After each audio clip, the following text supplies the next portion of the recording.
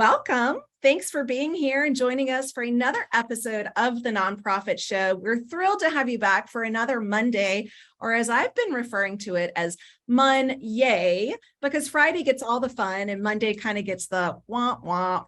But today we have Brianna Clink with us. Brianna is the COO of Abeja Solutions to talk to us about reducing cost and maximizing really your mail ROI. So we want to max that out. We want to get the most of our return on investment. So before we get into the conversation, we of course want to give a shout out to Julia Patrick, who's still enjoying some much time off.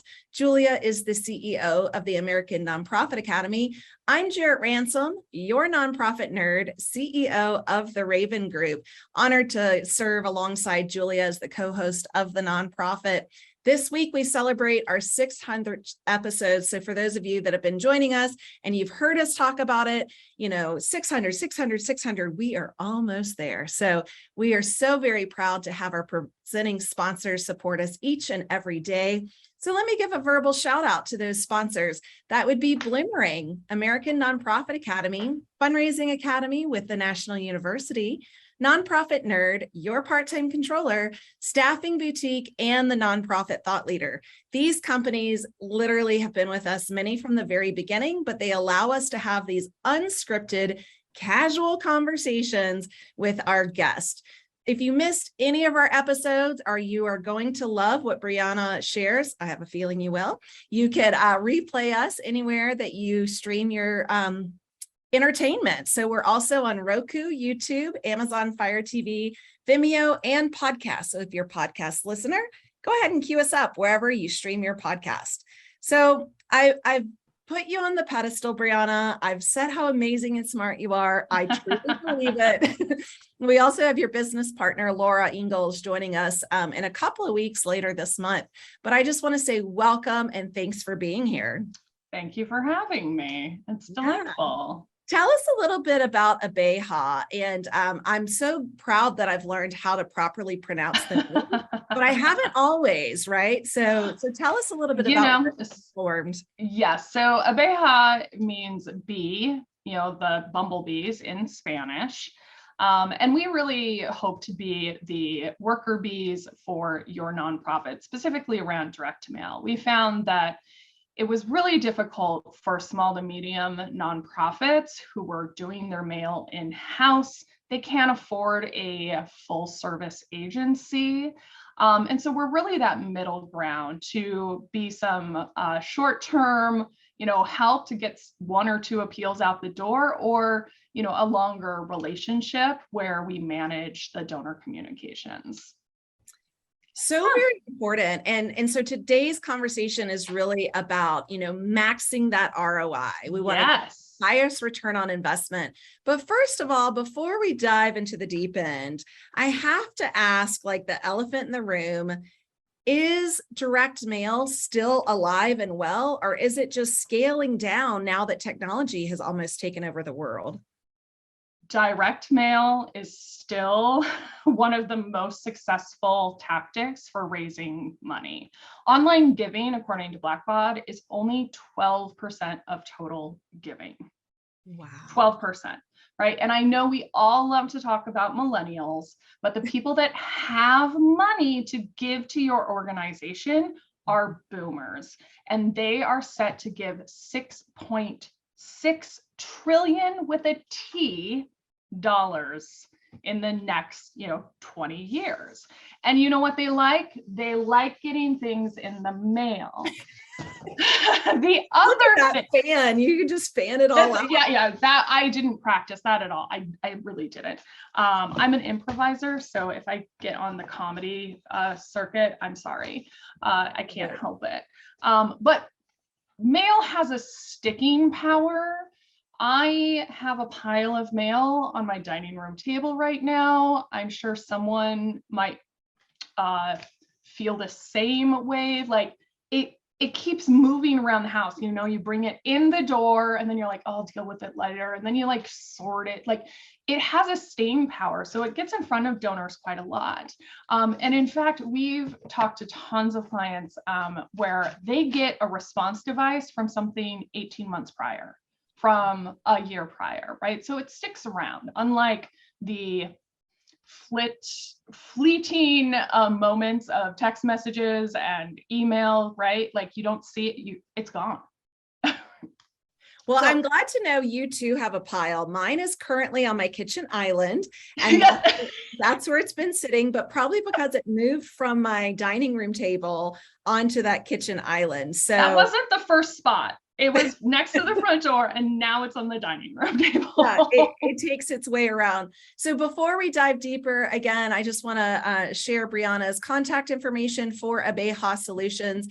Those of you listening, that's Abeja Solutions.com. So make sure you do check out their website. So, okay, you did share with us that mail is still alive and well. People enjoy receiving this, especially a certain demographic. So let's talk about the cost effectiveness. Can mail truly be cost effective? Talk to us about this, Brianna. It can be, absolutely. But as we all know, in some places, the devil is in the details, right? So it's very easy to make it expensive. So first thing that I would encourage you to do is start early. If you think you're going to be doing a mail campaign, call your local printer, the people that always do your mail, call your design team, figure out what format, what the timing is looking like. And then you can handle problems much easier. Things can go wrong. One of the things that is going wrong industry-wide is the lack of envelopes. Number 10 envelopes, the standard business envelope, impossible. Right. Who so would have thought that, right? Like first it was toilet paper in 2020. Yeah. And now it's the envelope. Yeah. And I mean, if anyone wants to nerd out about why, it definitely I do. Yes. Okay. Long story short, because we were all at home, all of the paper suppliers started making cardboard boxes for packaging. Other things happened. Shipping industry is under a lot of stress right now, and something about forestry in Finland. We're in a global interconnected world. Apparently all of our paper pulp comes from Finland. Who knew? But yeah, there's a shortage of paper. So if you talk to your printer ahead of time and okay, they need 8 weeks, you need 10,000 pieces, you need 2,000 pieces. Of course, if you have a larger quantity, it's going to be harder for you. You can usually find 1,000 or 2,000 envelopes, but last holiday season, we had a client wait 8 weeks for number 10 envelopes. And Wow. so their appeal went out after the end of the year. And they didn't start early enough. So start early, get your stories together, get your images, all of those things. And then you're prepared with some cushion when the inevitable problems come up. So quick question. What is that sweet spot of how many appeals we should send a year? Because I'm envisioning if we need to think in advance and we need to get our preparation, we can probably map out the next 12 to even 18, if not 24 months, if we have a steady cadence. Yeah. It really depends on the size of your organization. But for the most part, you're not asking your donors enough. We in the nonprofit industry feel a little ashamed about asking a lot of times. And the truth of the matter is donors don't start getting annoyed in general. This is according to Tom Ahern, until they've had 26 pieces of mail. 26. Right? 26. So I have not met an organization that is doing that yet. You might maybe much larger organizations that are doing lots of acquisition or television commercials, but none of my clients are doing that. Start with once a quarter, right? Or maybe even twice a year, and then add 2 more. Start with what is feasible and then add from there. But it's certainly reasonable to do 4 appeals a year. And then you'll want to figure out what's the best time for your your region, right? Here in Arizona, no one is here in June, July, and August. We just don't ask. So everything, like no one's here. Or, you know, if you are a food pantry and you want to do a back to school drive, you know, here, my husband is a teacher. He went back to school this morning for the first day. But in Washington State, school doesn't, you know, start until after Labor Day. So, you know, you find your regional cadence, but absolutely end of year, 12% of all giving is in the last 3 days of the year. So you definitely want to be asking. November, December, prime times, absolutely get something in the mail, and then figure out whether it's a spring, fall, and all of that. So back to the envelopes, if we're doing something quarterly, should we also be purchasing those envelopes and maybe hoarding them throughout the year? Is that cost effective, or is that just asinine? It depends. It depends on the quantity that you're looking for. And this is why I say talk to the experts, because your printer will say, okay, if you're just doing 1,000 at a time, we're going to do those on a digital printer, and you don't need to hoard, right? It's 4-color, all that sort of stuff. If you need 10,000, 20,000 every time, absolutely. You want to talk to your printer about getting a allocation. That's the industry term for those pre-buys.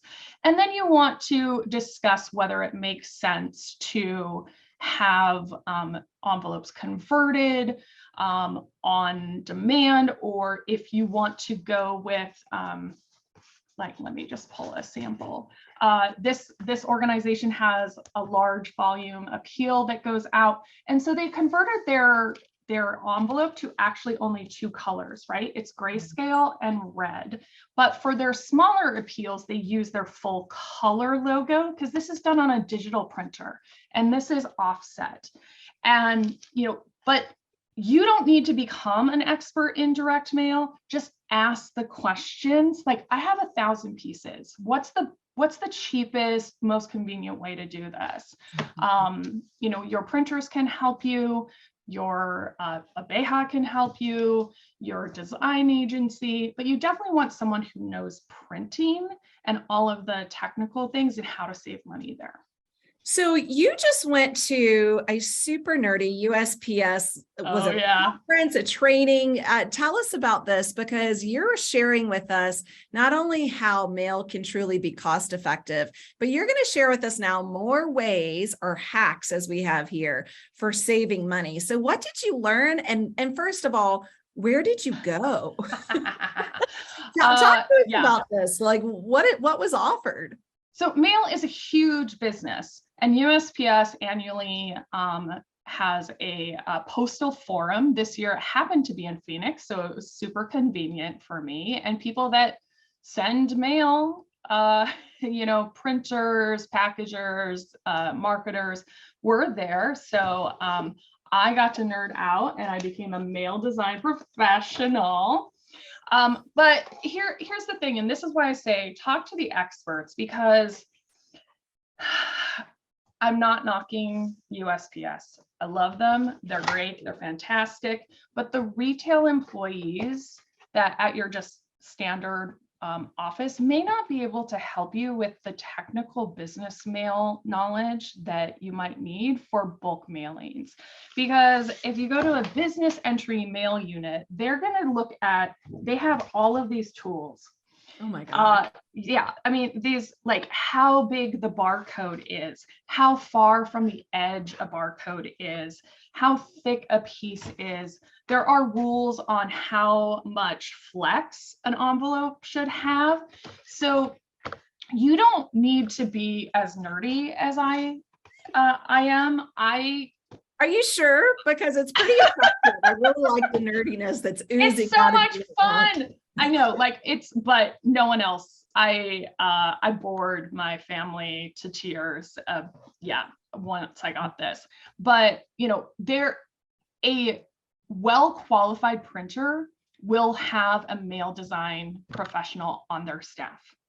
Good to know. Yeah. Yeah. And so, they have the tools to look at your piece and say, this will go in the mail, no problem. Or, hey, you might want to re-examine this design, and here's why.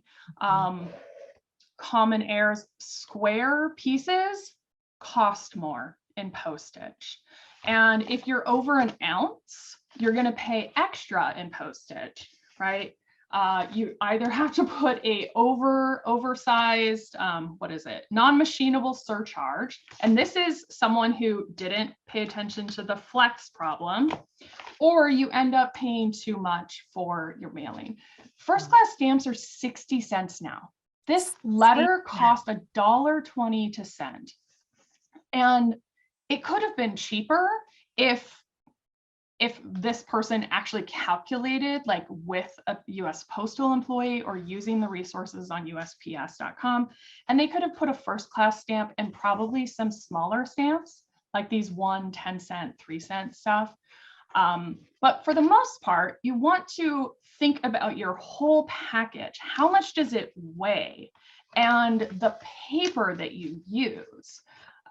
Your commercial printer knows what weight, like a standard appeal is going to cost this much. It's a standard first class, but when you start adding brochures, you might want to reduce the paper weight for the ones that you mail versus the ones that you give out at a event, because they're too heavy.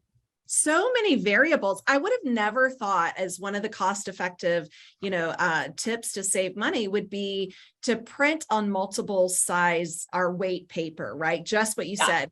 Maybe you print on a different size for it to go in the mail, because apparently there's this flex scale that you just shared with us today. Yeah, but your printer knows how to do that, or you're, someone who's designing for the mail all the time.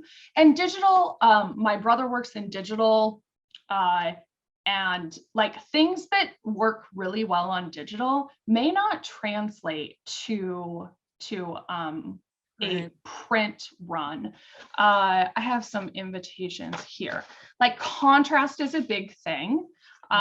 So it's not a hack so much as it's going to save you money, but it's going to raise you more money. Don't scrimp on the things that your donors need to read and respond, right? Because you want a response to that mail piece. This is a lovely invitation, but it's really hard to read because the contrast didn't come across on the print piece. You have to change the amount of light reflection between a digital and a mail piece. Anyway, nerding, sorry. I'm here for it, Brianna. I think you're doing fantastic. So what are some other, because we're going to move into being successful, but give us some more cost-effective, ways to save, what are these hacks that you learn to help save money? Absolutely. Okay. So postage, you want to get a nonprofit authorization from USPS. I wondered, because I started to interrupt, the ones you're holding up, they mostly have the actual stamp. Well, because those were bad examples, but okay. But a nonprofit authorization allows you to get lower price postage. It's about 14 to 17 cents per piece versus first class, a stamp 60 cents. 60. First class bulk mail is closer to like 45. But yeah, you'll see a permanent imprint on a lot of these pieces. You do have the option to use stamps even with your nonprofit authorization. They're called pre-canceled stamps. Let me see if I have an example here. Yep. This is a pre-canceled stamp. So this costs about 14 or 17 cents. And it just looks a little bit different. But I don't know who's listening. If you're doing your own mail in-house, oftentimes doing stamps is the cheapest way, because preparing the paperwork for a bulk postage mailing, 200 or more pieces, can be fairly onerous. Yeah. So, but regardless, get that nonprofit authorization and keep it up to date. Start early, right? Check that record with USPS, and USPS has terrible documentation. So if you're unsure how to do that, just shoot Abeja an email. And we have documentation to fill that gap. But you want to make sure your address is correct and the name of your organization is correct, because it has to appear in a prominent location. And sometimes USPS looks at your piece and says, actually, we're going to charge you first class because you didn't identify yourself here, and you don't want to make that mistake. Or you changed your name, right? From one, you had a branding change, and then it costs you a lot extra. The other way to save money on postage is clean your data. Clean your data. Yeah. Duplicates, incorrect householding. You're not going to be able to fix everything, but it's a constant process, right? Just clean as much as you can so that you're getting the right information to the right people. The other thing that you'll do there is try to get rid of the friend unknown. It's hard to say, friend unknown. Woo! Getting this in the mail, yikes, right? Am I going to respond to this? Heck no, you don't even care to figure out what my name is, or friend unknown, you put no care into this mailing. Yeah, no care. So that moves us into, how do we know when we're being successful? So one of the things I hear you saying is know your donors. And I have to riff off of that as well, because of course, a female named Jarrett, I get often, not friend unknown, but I get Mr. Jarrett Ransom. And I think, wow, they did not take the time to get to know me. What are other ways how we can, when we can say, wow, this mailing was successful? What are the metrics of that and maybe nerded out at the USPS conference? Well, the first thing you need to know is, what is the goal of this piece?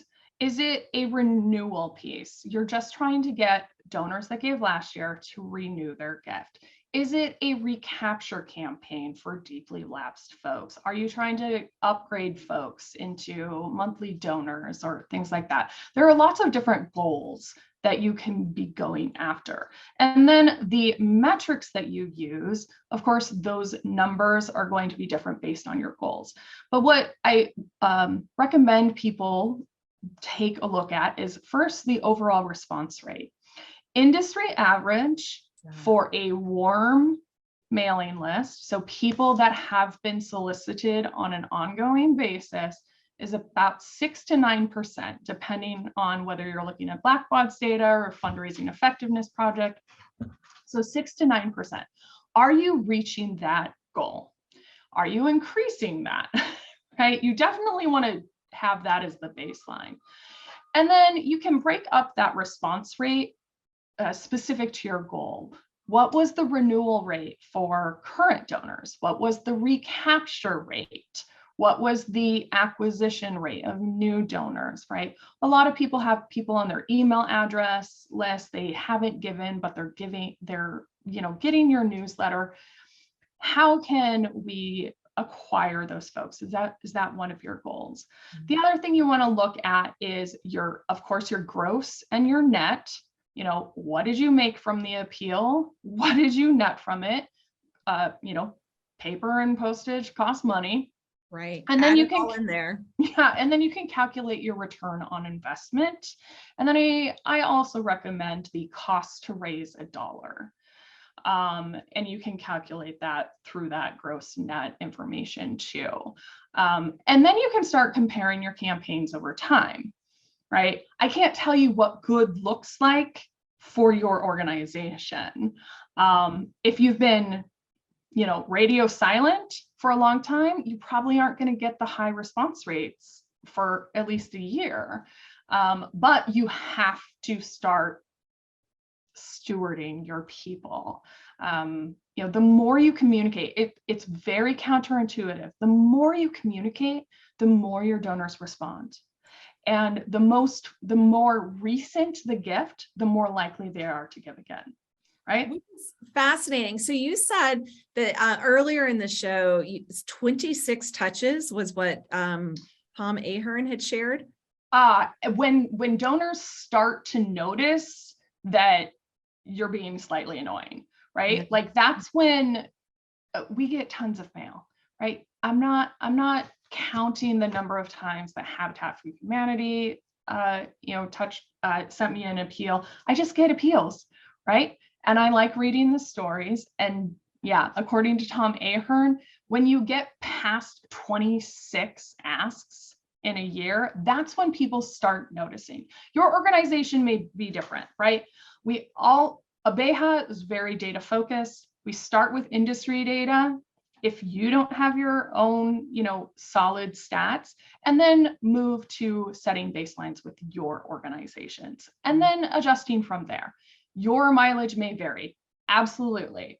But if you don't know what's happening with your donors, then we go with baselines from, industry data. Yeah, no, that's great to know. I just wanted to announce that again. And one final question, Brianna, before we move into, sadly, the closing of the episode. It goes by so quickly. We had talked a little bit in the green room chatter about making, your letter successful for the reader. And I brought up the question about DEAI, diversity, equity, access, and inclusion, and wonder truly about the ability level of, just reading in general. Could you share again briefly, is there a certain font size? Is there a certain educational level that we're looking to write in? Yeah, so we are not our audience. We have to remember that as professionals, only half of Americans read at an 8th grade level. So you gotta bring it down a lot of notches. I know a lot of folks are writing at 12th or, higher grades because, they're working in legal, justice, legal aid. But your donors are not you. So we always recommend writing at a 5th to 6th grade level, because that's gonna make it easier for all of your donors. And that's not to say dumb it down. It just means use smaller words, break up your sentences, semicolons. I love a semicolon, but not in a fundraising appeal, right? Put that in your academic letters. The font size, right? I am in my early 40s and I have progressive lenses, right? I'm right there with you. Don't worry. What is this? How in the world am I going to respond to this? So we always recommend for your appeals to have add as much information as you can for the donor. I don't want to have to fill in my name and address. You sent me a letter, you have it, right? Give them, I know the focus is a little off here. Give them some dollar amounts. Make it easy. So it's just filling in a couple check boxes on a form and make it readable, right? The difference, even if you can't do personalization on your appeal, the difference between a response device like this or like this, white space, at least a 14-point font. Serif fonts are easier for people to read in print. There are some sans serif fonts that break the rules. But in general, sans serif or serif fonts are easier for people to read. Indent your paragraphs. That makes it easier for people to read. Add white space. Increase the leading and the kerning. And again, a design professional can help you with this. A lot of the terminology is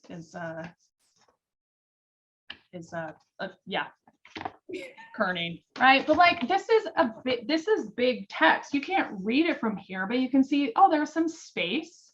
It's comfortable to read. I love your passion for this, Brianna. I do.